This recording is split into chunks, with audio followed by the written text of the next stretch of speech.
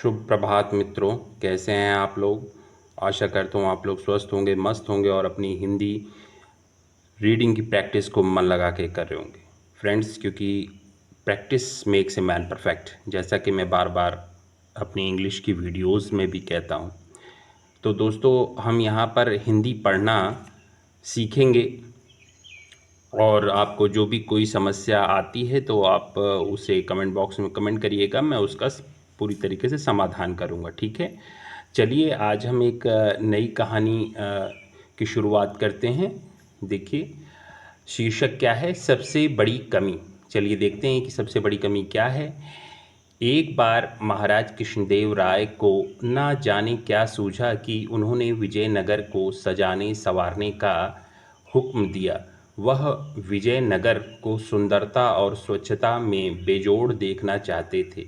अतः उन्होंने प्रधानमंत्री को बुलाकर अपनी इच्छा से अवगत कराया तथा आवश्यक निर्देश भी दिए। मंत्री जी, हमारे सपनों का विजय नगर ऐसा होना चाहिए कि स्वर्ग के देवता भी विजयनगर से ईर्ष्या करें।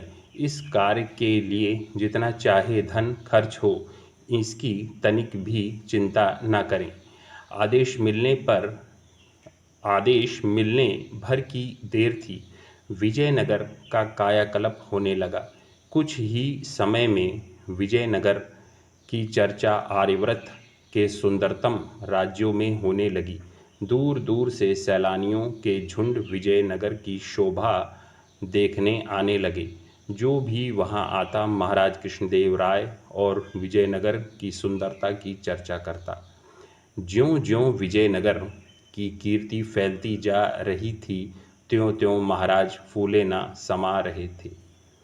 होना भी चाहिए, क्योंकि उनके राज्य की कीर्ति जो है दूर-दूर तक फैल रही थी। आगे देखते हैं दोस्तों। एक दिन दरबार लगा हुआ था। सभी अपने अपने आसनों पर विराजमान थे और अपने मंत्रियों की प्रशंसा करते हुए महाराज कह रहे थे, हमारे प्रधानमंत्री जी की दिन रात की मेहनत ने विजयनगर की खूबसूरती में चार चांद लगा दिए। फिर भी यदि आपकी दृष्टि में कोई कमी हो तो बताइए, ताकि उसे भी दूर किया जाए। अन्नदाता लगभग सभी ने समवेत स्वर में उत्तर दिया, विजयनगर जैसा सुंदर राज्य तो इस पूरी पृथ्वी पर दूसरा नहीं है। हमें तो इसकी सुंदरता में कोई कमी या कोई दोष दिखाई नहीं देता। पूरा दरबार महाराज और प्रधानमंत्री की प्रशंसा के गीत गा रहा था। तभी पुरोहित की दृष्टि तेनालीराम पर पड़ी, जो मुंह पर हाथ रखे दरबार की कार्यवाही को देख रहा था। देखते ही उसने महाराज से कहा, महाराज, तेनालीराम को शायद विजयनगर की प्रशंसा पसंद नहीं आई। देखिए तो किस प्रकार चुपचाप बैठे हैं। लगता है आपकी खुशी से इन्हें कोई खुशी प्राप्त नहीं हुई। महाराज ने तेनालीराम की ओर देखा, फिर पूछा, क्यों तेनालीराम, इस प्रकार गुमसुम क्यों बैठे हो। आज चारों ओर विजयनगर की प्रशंसा हो रही है, क्या तुम्हें इस बात की कोई खुशी नहीं है। चलिए देखते हैं आगे क्या हुआ। खुशी तो बहुत है महाराज, मगर क्या।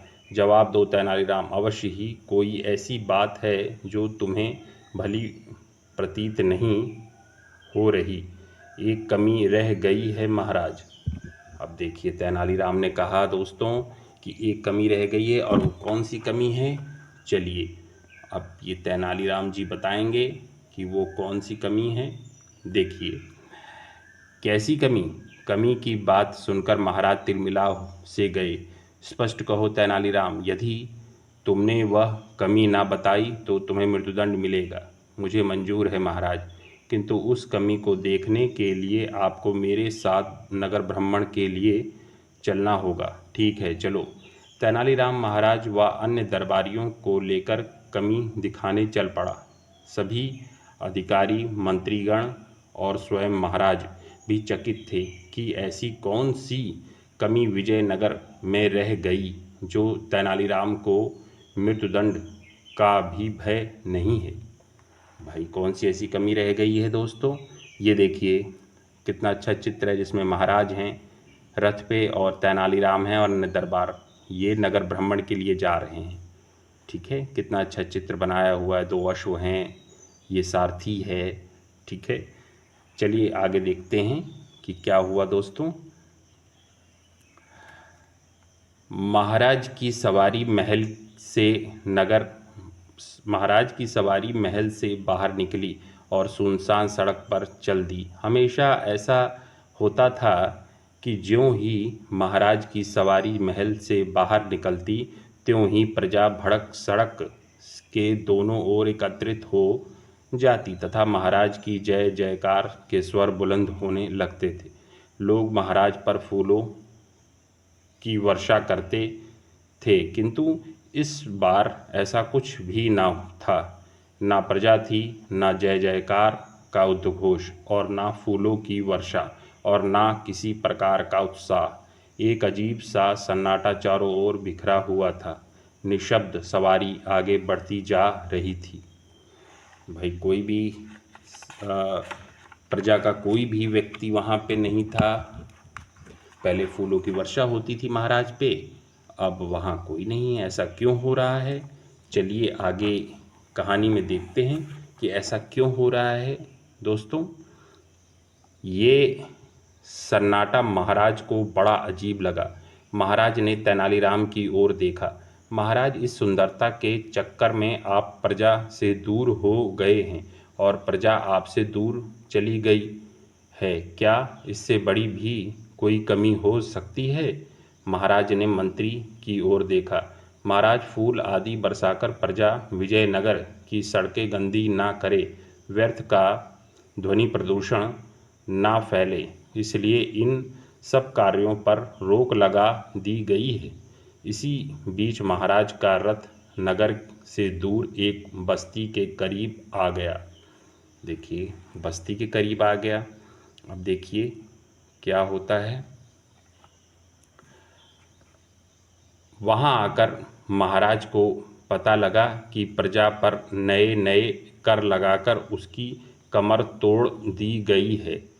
विजयनगर की सुंदरता के चक्कर में बस्तियों की ओर कोई ध्यान नहीं दिया जा रहा। बस्तियों में गंदगी के कारण बीमारियां फैल रही हैं। प्रजा के इस कष्ट को देखकर महाराज का दिल बहुत दुखी हुआ। वे समझ गए कि क्या कमी है पहले वाले विजयनगर की अपेक्षा आज के विजयनगर में। उन्होंने फौरन आज्ञा दी, सारे काम बंद करा दिए जाएं। बड़े व नए कर वापस ले बढ़े व नए कर वापस ले लिए जाएं। प्रजा का जीवन ही सुंदर नहीं बना तो विजयनगर की सुंदरता का क्या महत्व। हमें प्रजा और अपने बीच ये दूरी स्वीकार नहीं। सचमुच तेनालीराम ने एक बड़ी कमी की ओर ध्यान आकृष्ट किया है और उस दिन से महाराज की नज़रों में तेनालीराम की इज्जत और अधिक बढ़ गई। ठीक है दोस्तों, आज की कहानी आपको कैसे लगी कमेंट बॉक्स में कमेंट करके बताइएगा। कोई चीज़ अगर आपको शब्द या कोई चीज़ ना समझ में आई हो तो कमेंट बॉक्स में कमेंट करिएगा, मैं उसका पूरी तरीके से समाधान करूँगा। आज के लिए बस इतना ही। आपका दिन शुभ हो। धन्यवाद।